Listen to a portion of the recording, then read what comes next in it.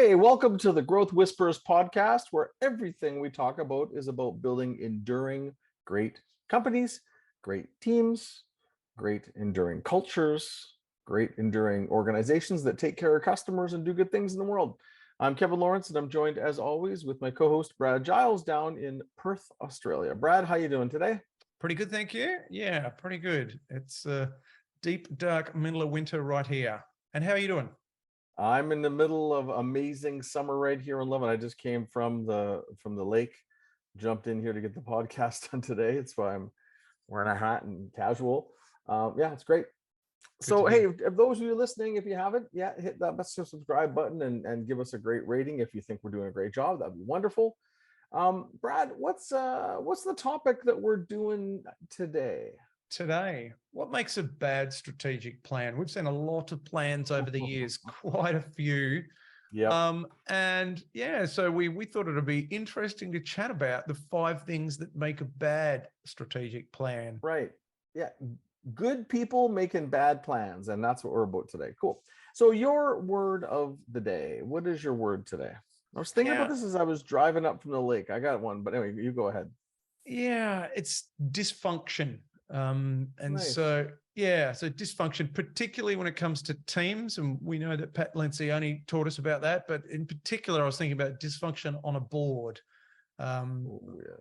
It's a fairly common thing on some boards. And what about yourself, Kev? Mine was family.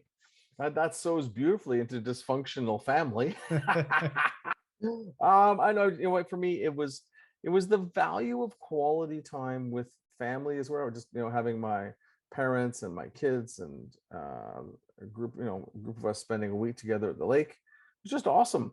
And having that time where you're just hanging out, and sometimes you're running to the store and, doing some things, but just quality time away from work. And, in Oxygen Mask, I talk a lot about resilience rituals. And some people, their families are a little dysfunctional and hard to spend a lot of time with. Yeah.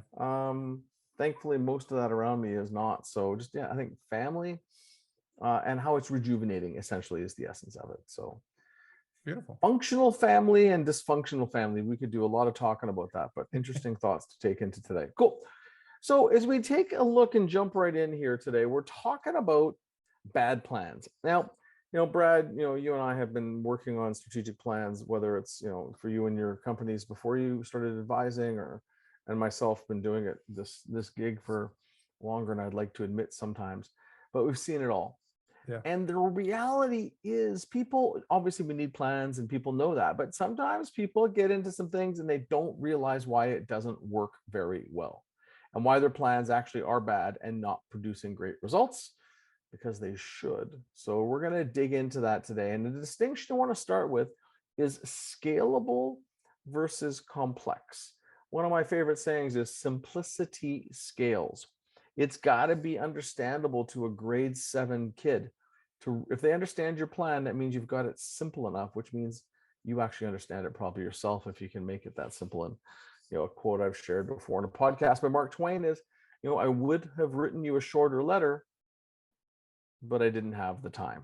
Yeah. Simplicity is hard. So if you want your plan and your strategic plan to execute and scale, it's got to be simple. And it's got to be simple. So go ahead, Brad. Yeah. So it's funny.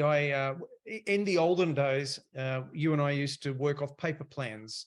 Now we tend to use computers more, but in the paper plans, we would print it out and we would work to the boxes that were on the one-page plan. And so one of my favorite sayings was bubble wrap plan. In other words, if you got a box in the mail, it would be full of bubble wrap, which only fills up the air. People would be doing that in their business plans because they aren't thinking deeply enough about it.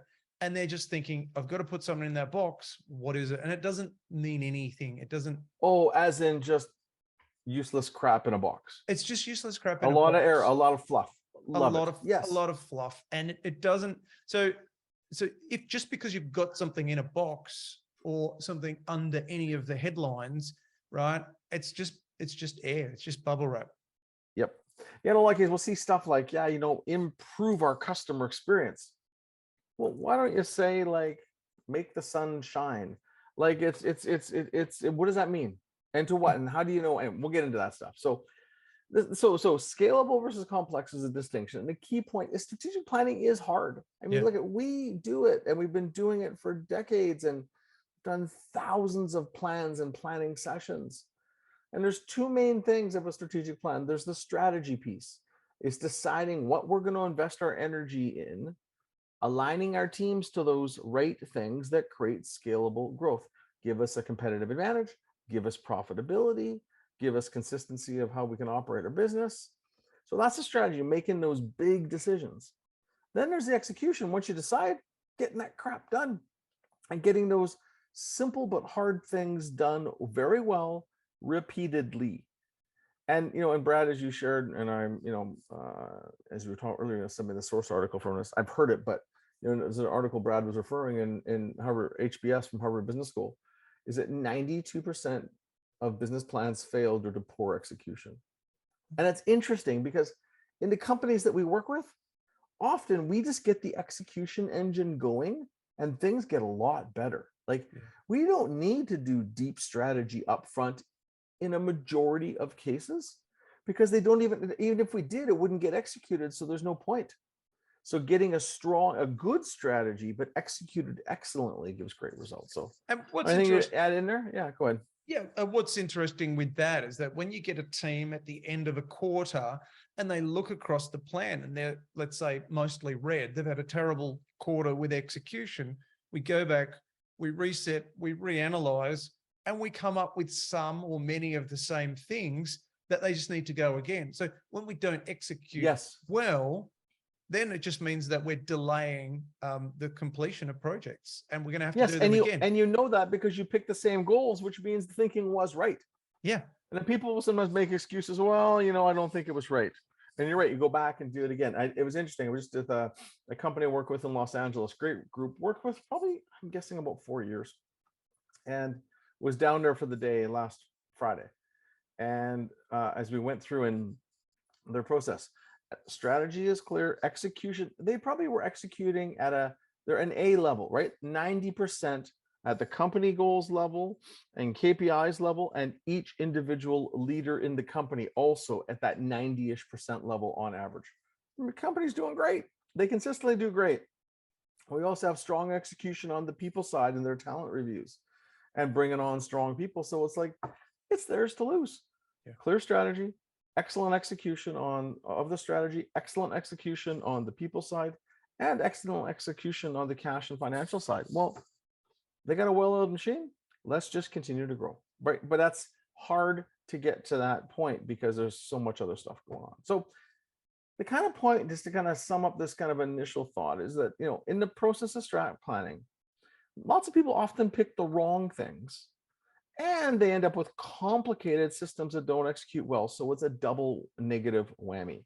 Not only are they not necessarily picking the right investments because they're not sure yet, but they also have a complicated system, so they don't get execution. And either it's they have the people that can't execute, or they don't know how to keep people focused on execution. And there's lots of different reasons. So, we're going to dig into that a little bit more, but that's really kind of the setup on it. And, anything you want to add before we jump into our list here, Brad? No, just that there's a few episodes that we refer to that might be worth listening to. The first is episode 85, get the most from your strategic planning framework. Then episode 90, annual strategic thinking meeting. And then 117, the flywheel, part 1. 5 ways to ensure that your flywheel will build momentum. So just a few episodes that you may want to refer to. Yeah, and a key thing, that flywheel is a critical piece of a good strategic plan for that bigger long-term thinking. So bad planning, what is it we see specifically? And number one is complication. And generally, when you have people who aren't masters trying to do anything because they do complicate it. Even we're out of the lake and teaching a bunch of kids to surf. Yeah. And I remember the first time lake surfing behind a boat. Remember the first time I taught my son and his other friend, the same age, We probably tried like 150 times, me and the other dad, and it was a nightmare. And finally, we hired a kid, 17 years old, to come teach us. He got them up in a couple minutes. We're over at the lake again this week, and there's another guy there who's kind of connected through the family. All he's doing, he's in the lake with the kids. When the board's about to go, he flips the boards up and supports the kid in the water, and they all almost got up first or second try. Yeah. Like insane, the simplest I've ever seen, the absolute mastery. But man, we tried 150 times. We tried every freaking thing into work. We just didn't try the right things because we weren't masters. Yeah. Yeah. And complication, and so basically the complication is a problem. And the rule of thumb, there's that saying, KISS, or keep it simple, stupid. But it needs to be keep it simple and scalable is a nicer way to say it, as we talked about up front. And as I said, it needs to make sense to a 12-year-old kid. Yeah. Simple English. Someone that doesn't understand your business should understand almost everything in your strategic plan, from the vision pieces right through to the quarterly or monthly or weekly goals. The problem is that executives, many are quite smart. And the problem with this part is that smart people want to make things more complex. It's just in their nature. They want to get into the nuances, and they tend to, just by their very nature, make things more complex than they need to be. I would disagree a bit, Brad.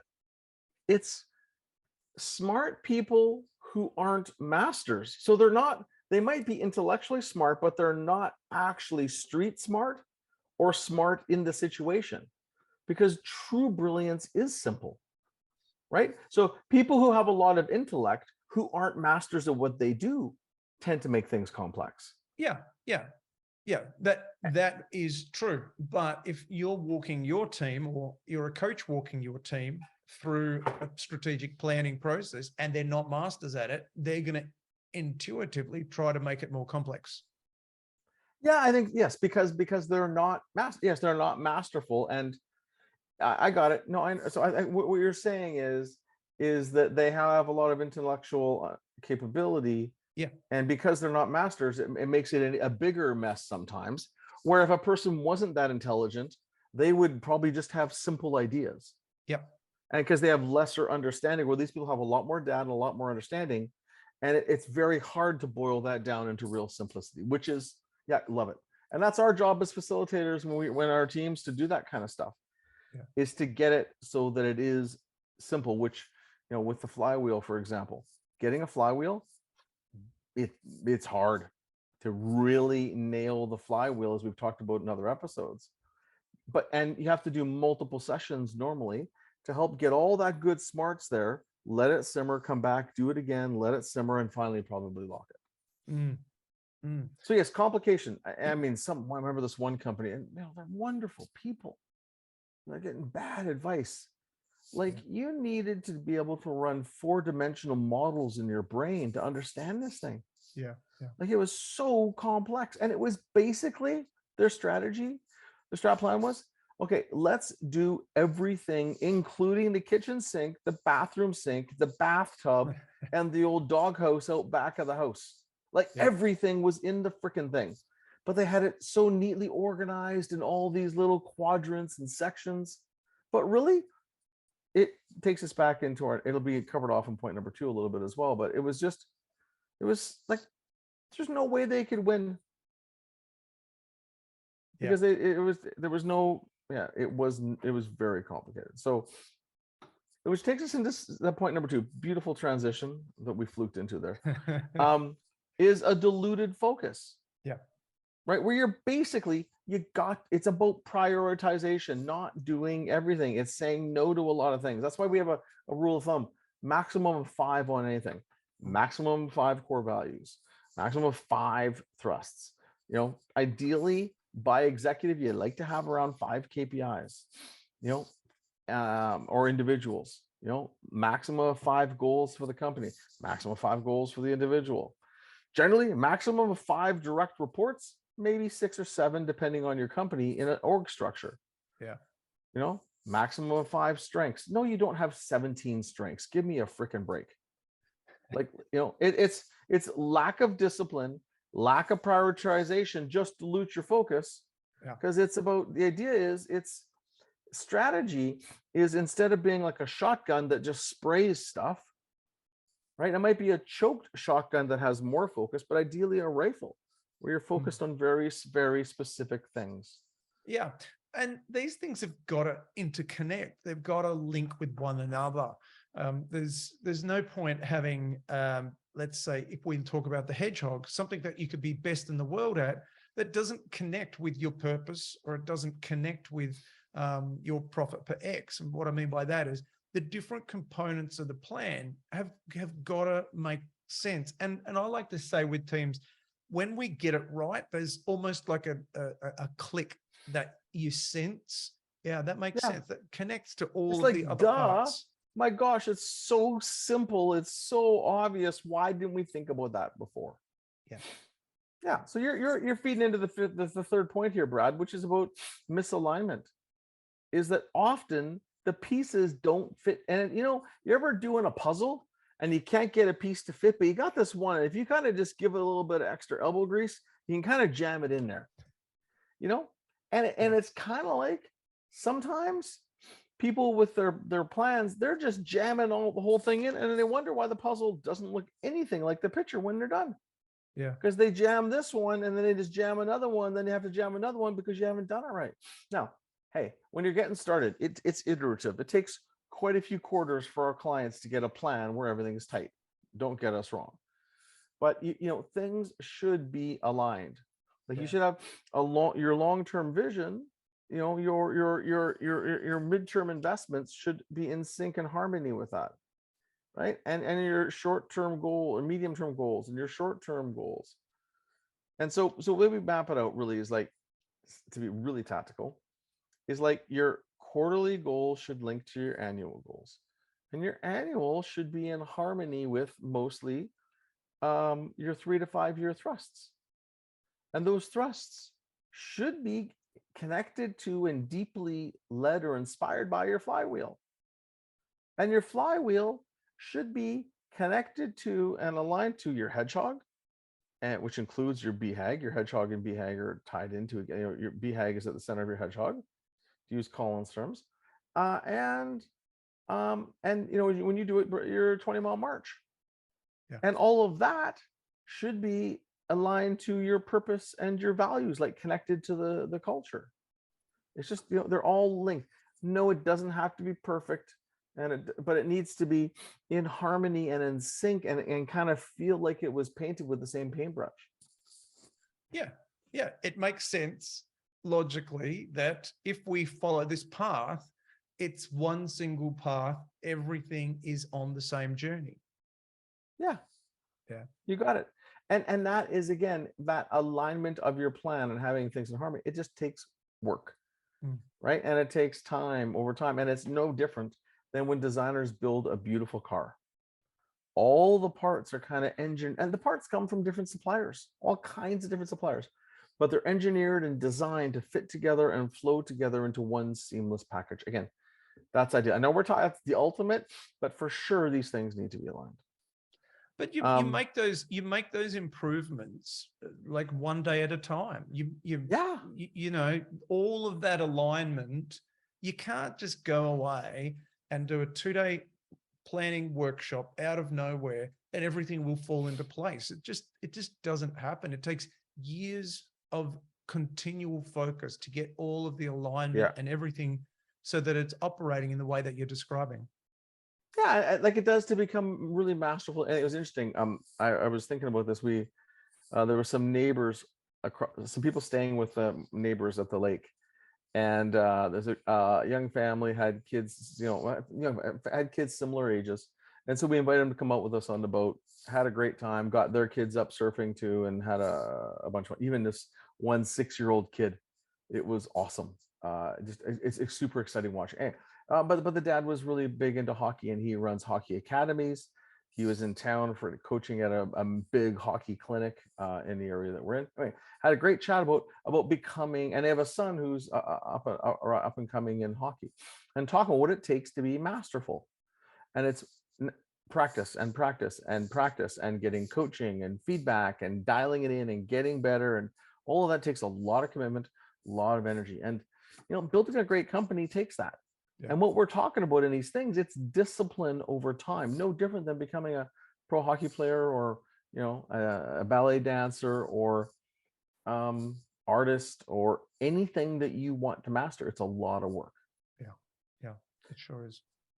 So the fourth thing that we see, so the last one was misalignment. So let's review quickly. So we got complication, diluted focus, misaligned pieces, and then the one that really is problematic in strat plans is big ideas or conceptual goals, like big fluffy goals, like we're gonna have best in class customer service. Yeah. Like, what the heck does that mean? And in reality, we're trying to get down to accountable, clear execution goals quarterly with all kinds of details in it, but crystal clear deliverables. Just imagine you're paying $1 million for each of these goals. What's in it for the company? That old what's in it for me. So if you just said best in class customer service, well, how do we measure that? Maybe it's a net promoter score. Okay. How do we know when we're halfway there? How do we know when we're a quarter of the way there or 3/4 of the way there? So it's okay to say that, but you've got to be able to back it up with how do we measure it? And importantly, how do we get there? Because when you look at a plan and it's got all those fluffy things that you say, it's just destined, maybe not destined to fail, but likely to fail. Well, actually, put this way, how do you even know if it fails? Because you don't even know what the heck it is. Yeah. It's destined to not improve performance. That's for sure. Yeah. But failure is hard to gauge. How do you create performance? It's like if you had, a game like whether it's, American football or rugby, like if there's no line to cross to get a goal, you just got a bunch of athletes running around on a field. Yeah. Where's the line? How do you know when you get the point and when you don't get the point? Right. So so you got to have a very measurable what. I look at like outcomes. What's the clear outcome? I also like to know is show me the money. What's in it what's the economic benefit? And as you're talking about the roadmap of how, often in our sessions when we have company goals, we get the people who will be working on that to map out all the details of the how, like the leader of it and the support if they're in the room. And then we have the whole room look at it and say, okay, anyone have some, what could be missing? What are the dependencies on other departments? What else could we do from learnings in the past to improve the how? Let's use the collective intelligence and brain power on that. And then finally, the accountability, like who, as I meant, the person accountable, like one person accountable, right? There can be lots of people helping, but one person's job is to drag it across the line and, with help. But one person will lose his sleep if we don't get it across the line. At least one does for sure. And we did a podcast on that, RACI, accountability versus responsibility. That was a good one. Yep. A lot of people have commented on that one over time. So, goals can be garbage. We've got to make sure that the goals are specific, that we know, importantly, how we're going to get there. Because if the business plan doesn't explain how we're going to execute it, then it's just a list of dreams. Wouldn't it be wonderful if we had excellent customer service? Or wouldn't it be wonderful if we took our business from 15 million to 50 million or whatever it might be?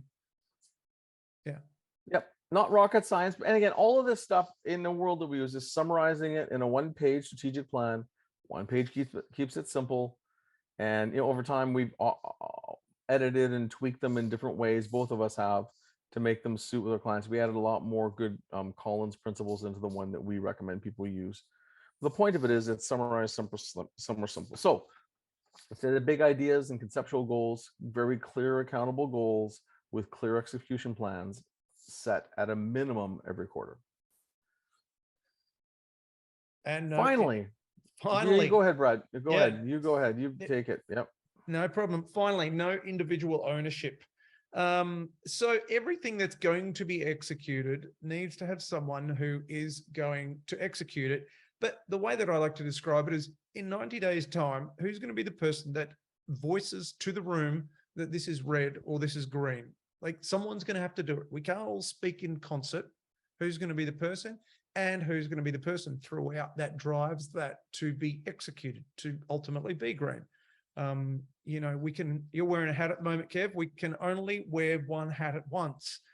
Yes. So we need to be really clear on who has the ownership over that. And that could be the priorities that help to work on the business, or it could be KPIs for that individual. But whatever it is, really clear ownership as to this is my job and that's your job. And I'm not here to do your job and you're not here to do my job. Yes. And I also know at the end of the quarter, I'm going to stand and deliver and present how I did. I am going to present my report card to the team and show how I did on all these things so I can be accountable. So real simple stuff, Brad. And people, simplicity is hard, but we know that bad strat planning is good people doing their best. Like and often, sometimes they, it helps to have the right tools. That's why we're in the business that we're in. But complication, keep it really simple. And you need simple tools to help and do that. We have a lot of simple tools that we use, and they're almost insultingly simple to some people that might, take pride in complicated intellectual tools.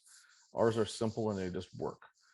Diluted focus, and you really just got to prioritize and think maximum of 5 on almost anything. But isn't it the purpose that they work? Like the purpose of a tool is that it works. Yeah, but most of the stuff's way too complicated to scale. That's the problem. Yeah. People have insanely complicated things where, I'm exaggerating, but it's like you need to be a PhD to understand it, or you need to sit down for a half an hour to understand it, versus it's obvious and easily understood in about 37 seconds. Yeah. So complication, diluted focus, you got to prioritize. Misalignment, make sure your plans are into line, and over time, sew them together so they're in sync and in harmony, and they kind of things help to fuel each other. Instead of big ideas, big bold ideas and conceptual goals, clear, accountable quarterly deliverables and annual deliverables and 3-year deliverables. And then no ownership. Who is the person that owns it so they can stand and deliver? They can present the report card of how they did. They can take the applause or feel the tension of having let people down for not delivering. Awesome. Good stuff. Yeah. Good episode. Hope you've enjoyed today's episode, which was 5 things that make a bad strategic plan. You can find us on YouTube if you search the Growth Whisperers, if you are so inclined to look at our smiling faces. Obviously, we are also on podcasts where you're probably listening to us. And my name is Brad. You can find me at evolutionpartners.com.au, or Kevin, you can find at lawrenceandco.com. Also, we've both got interesting newsletters that you may enjoy that we put out each week. Kevin's and mine are separate. You'll find at our relative addresses. Hope you've enjoyed the episode. Look forward to chatting to you again next week. Have a great week. Have a good one.